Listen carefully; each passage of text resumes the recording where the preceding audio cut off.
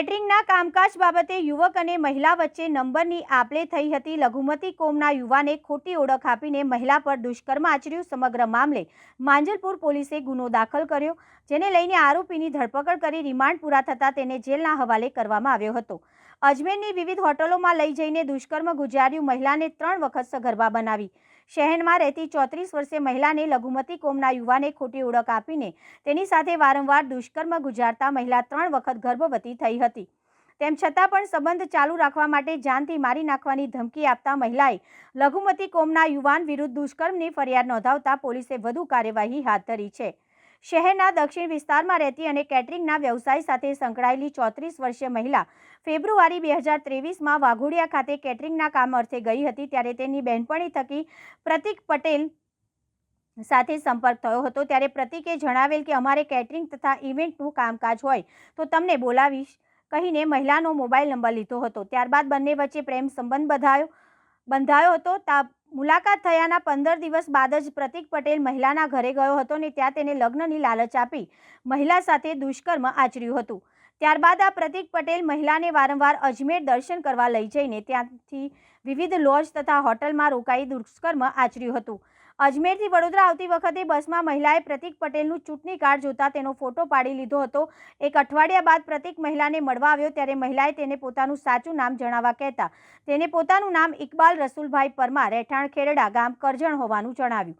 ત્યારબાદ પણ ઇકબાલ પરમાર વારંવાર મહિલા સાથે દુષ્કર્મ ગુજારતો। આ સમય દરમિયાન મહિલા ગર્ભવતી બનતા ઇકબાલે તેને રાવપુરા ખાતે એક હોસ્પિટલમાં લઈ જઈ ગયો હતો।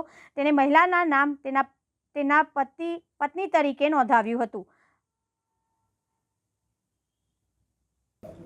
ગત 12 સપ્ટેમ્બરના રોજ માંજલપુર પોલીસ સ્ટેશનમાં એક દુષ્કર્મનો ગુનો દાખલ થયેલ છે, જેમાં ફરિયાદીના જણાવ્યા મુજબ ફરિયાદી એ છૂટક મજૂરી કરે છે માંજલપુર GIDCમાં અને કેટરિંગના વ્યવસાયમાં એમને એક પ્રતિક પટેલ નામના વ્યક્તિનો સંપર્ક થયેલ, જેઓ ખેરડા મસ્જિદ પાસે કરજણ વડોદરાના રહેવાસી છે।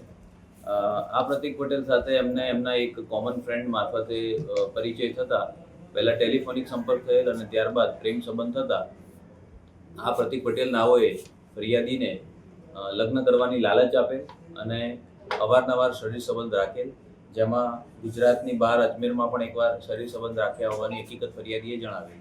ત્યારબાદ ફરિયાદીને એક સમયે જણાયું કે આ વ્યક્તિ એ ખોટું નામ જણાવેલ છે અને એનું ખરેખર જે નામ છે એ ઇકબાલ રસુલભાઈ પરમાર છે। એટલે ફરિયાદીને આવું હકીકતની જાણ થતાં ફરિયાદીએ આરોપી સાથે સંબંધ રાખવાની ના પાડતા આરોપીએ ફરિયાદીને જાનથી મારી નાખવાની ધમકી આપે અને તેઓ પછી પોલીસ સ્ટેશન આવેલા ગત 12 સપ્ટેમ્બરના રોજ અને એમની આ IPC 376(2)N 506(2) 419 અને 294 મુજબનો આ ગુનો દાખલ કરવામાં આવેલો છે। ફરિયાદી અને આરોપી બંનેના મેડિકલ સારવાર કરાવીને આજે આરોપી છે એના 2 દિવસના રિમાન્ડ મંજૂર થયેલા। એ રિમાન્ડ પૂર્ણ થતાં આરોપી હાલ જેલમાં છે અને હાલ તપાસ ચાલુ છે। સાહેબ, તપાસમાં શું બહાર આવ્યું? અન્ય કોઈ મહિલા સાથે આ પ્રકારનું કર્યું એવું લાગ્યું છે? કારણ કે પ્રથમ આ મહિલા છે લવ જિહાદનું કિસ્સો લાગ્યું છે। ના, એવું કોઈ અન્ય મહિલાઓ સાથે હોય એવું હાલની તપાસમાં આવ્યું નથી। આરોપીનો કોઈ ગુનાહિત ઇતિહાસ હોય એવું? ના, એવું કોઈ ગુનાહિત। અને જે ફરિયાદી સાથે હતા એને પણ કઈ ધમકી મળતી હતી ને એની પણ ફરિયાદ નોંધાઈ છે?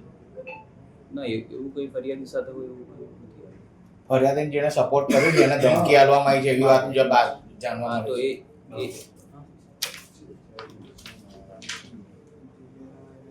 આજે ફરિયાદી સાથે હરીશ અમૃતભાઈ સરાણીયા, જે એમને ગુનામાં મેટરમાં વચ્ચે ના પડવાની ધમકી મળેલી હતી, એ બાબતમાં પણ તપાસ કરીશું। શું હકીકત છે એ જાણવાનો પ્રયત્ન કરીશું।